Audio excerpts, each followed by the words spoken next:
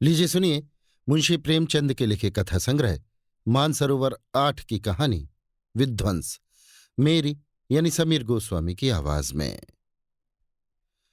जिला बनारस में बीरा नाम का एक गांव है।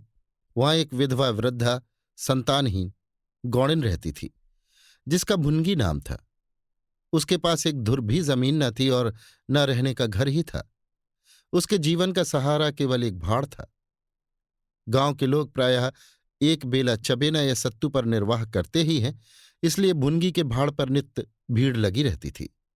वो जो कुछ भुनाई पाती वही भून या पीस कर खा लेती और भाड़ ही की झोपड़ी के एक कोने में पड़ी रहती।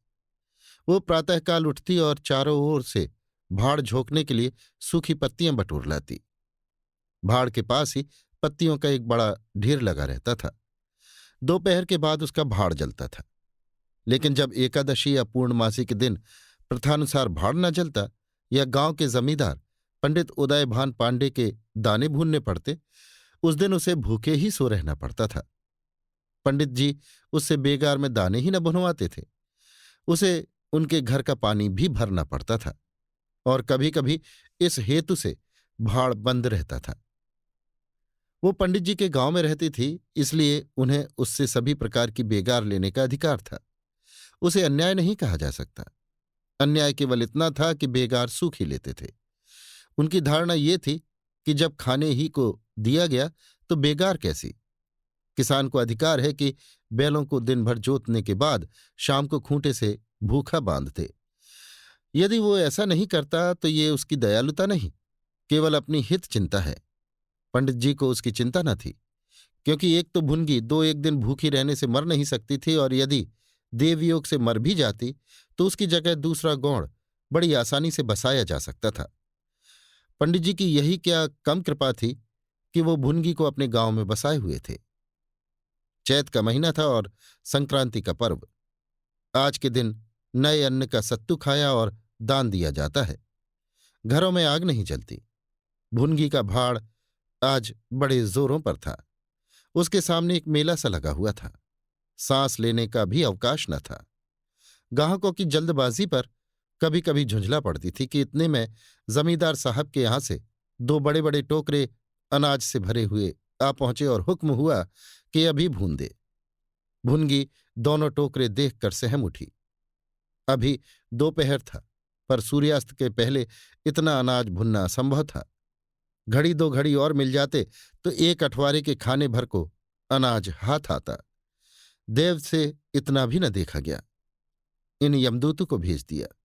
अब पहर रात तक सैत मैत में भाड़ जलाना पड़ेगा। एक नैराश्य भाव से दोनों टोकरे ले लिए। चपरासी ने डांट कर कहा, देर न लगे, नहीं तो तुम जानोगी। भुनगी, यहीं बैठे रहो, जब भुन जाए तो लेकर जाना। किसी दूसरे के दाने छूऊं तो हाथ काट लेना। चपरासी, बैठने की हमें छुट्टी नहीं है, लेकिन तीसरे पहर तक दाना भुन जाए। चपरासी तो ये ताकीद करके चलते बने और भुनगी अनाज भूनने लगी। लेकिन मन भर अनाज भूनना कोई हंसी तो थी नहीं। उस पर बीच बीच में भुनाई बंद करके भाड़ भी झोंकना पड़ता था। अतएव तीसरा पहर हो गया और आधा काम भी न हुआ। उसे भय हुआ कि जमींदार के आदमी आते होंगे, आते ही गालियां देंगे, मारेंगे। उसने और वेग से हाथ चलाना शुरू किया। रास्ते की ओर ताकती और बालू नान में छोड़ती चली जाती थी, यहां तक कि बालू ठंडी हो गई। सेवड़े निकलने लगे। उसकी समझ में न आता था क्या करे। न भूनते बनता था, न छोड़ते बनता था। सोचने लगी, कैसी विपत्ति है। पंडित जी कौन मेरी रोटियां चला देते हैं, कौन मेरे आंसू पोंछ देते हैं। अपना रक्त जलाती हूं तब कहीं दाना मिलता है, लेकिन जब देखो खोपड़ी पर सवार रहते हैं। इसलिए ना कि उनकी 4 अंगुल धरती से मेरा निस्तार हो रहा है। क्या इतनी सी जमीन का इतना मोल है। ऐसे कितने ही टुकड़े गांव में बेकाम पड़े हैं, कितनी बखरियां उजाड़ पड़ी हुई हैं। वहां तो केसर नहीं उपजती, फिर मुझी पर क्यों ये 8 पहर धौंस रहती है। कोई बात हुई और ये धमकी मिली कि भाड़ खोद कर फेंक दूंगा, उजाड़ दूंगा। मेरे सिर पर भी कोई होता तो क्या बौछारें सहनी पड़ती। वो इन्हीं कुत्सित विचारों में पड़ी हुई थी कि दोनों चपरासियों ने आकर कर्कश स्वर में कहा, क्यों रे, दाने भुन गए? भुनगी ने निडर होकर कहा, भून तो रही हूं, देखते नहीं हो। चपरासी, सारा दिन बीत गया और तुमसे इतना अनाज न भूना गया? ये तू दाना भून रही है कि उसे चौपट कर रही है? ये तो बिल्कुल सेवड़े हैं। इनका सत्तू कैसे बनेगा? हमारा सत्यानाश कर दिया। देखो तो आज महाराज तेरी क्या गति करते हैं।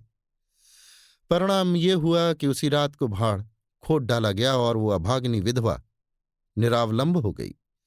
भुनगी को अब रोटियों का कोई सहारा न था। गांव वालों को भी भाड़ के विध्वंस हो जाने से बहुत कष्ट होने लगा। कितने ही घरों में दोपहर को दाना ही न मयस्सर होता। लोगों ने जाकर पंडित जी से कहा कि बुढ़िया को भाड़ जलाने की आज्ञा दे दीजिए, लेकिन पंडित जी ने कुछ ध्यान न दिया। वो अपना रौब न घटा सकते थे।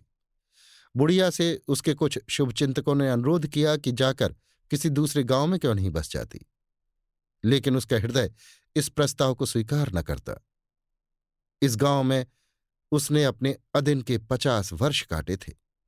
यहां के एक एक पेड़ पत्ते से उसे प्रेम हो गया था। जीवन के सुख दुख इसी गांव में भोगे थे। अब अंतिम समय वो इसे कैसे त्याग दे, ये कल्पना ही उसे संकटमय जान पड़ती थी। दूसरे गांव के सुख से यहां का दुख भी प्यारा था। इस प्रकार 1 महीना गुजर गया। प्रातःकाल था। पंडित उदयभान अपने 2-3 चपरासियों को लिए लगान वसूल करने जा रहे थे। कारिंदों पर उन्हें विश्वास न था। नजराने में, डांड बांध में, रसूम में वो किसी अन्य व्यक्ति को शरीक न करते थे। बुढ़िया के भाड़ की ओर ताका तो बदन में आग सी लग गई। उसका पुनरुद्धार हो रहा था। बुढ़िया बड़े वेग से उस पर मिट्टी के लौंदे रख रही थी। कदाचित उसने कुछ रात रहते ही काम में हाथ लगा दिया था और सूर्योदय से पहले ही उसे समाप्त कर देना चाहती थी। उसे लेश मात्र भी शंका न थी कि मैं जमींदार के विरुद्ध कोई काम कर रही हूं।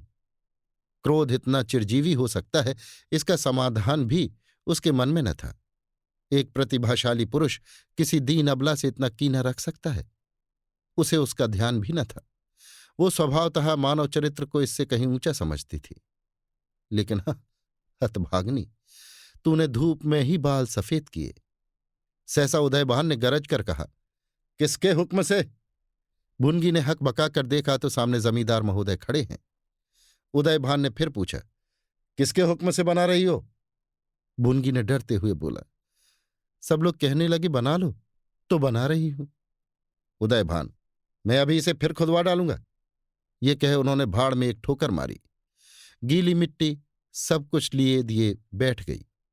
दूसरी ठोकर नांद पर चलाई, लेकिन बुढ़िया सामने आ गई और ठोकर उसकी कमर पर पड़ी। अब उसे क्रोध आया। कमर सहलाते हुए बोली, महाराज, तुम्हें आदमी का डर नहीं है तो भगवान का डर तो होना चाहिए। मुझे इस तरह उजाड़ कर क्या पाओगे? क्या इस 4 अंगुल धरती में सोना निकल आएगा? मैं तुम्हारे ही भले की कहती हूं, दीन की हाय मत लो, मेरा रोआ दुखी मत करो। उदयभान, अब तो यहां फिर भाड़ न बनाएगी? भुनगी, भाड़ न बनाऊंगी तो खाऊंगी क्या? उदयभान, तेरे पेट का हमने ठेका नहीं लिया है।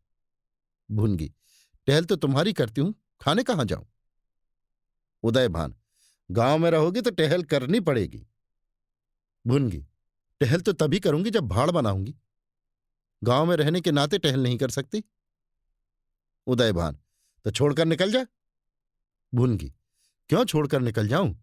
12 साल खेत जोतने से असामी काश्तकार हो जाता है। मैं तो इस झोपड़े में बूढ़ी हो गई। मेरे सास ससुर और उनके बाप दादी इसी झोपड़ी में रहे।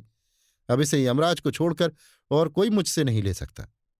उदयभान, अच्छा, तब कानून भी बघारने लगी। हाथ पैर पड़ती तो चाहे मैं रहने भी देता, लेकिन अब तुझे निकालकर तभी दम लूंगा चपरासियों से। अभी जाकर उसके पत्तियों के ढेर में आग लगा दो, देखें कैसे भाड़ बनता है। एक क्षण में हाहाकार मच गया।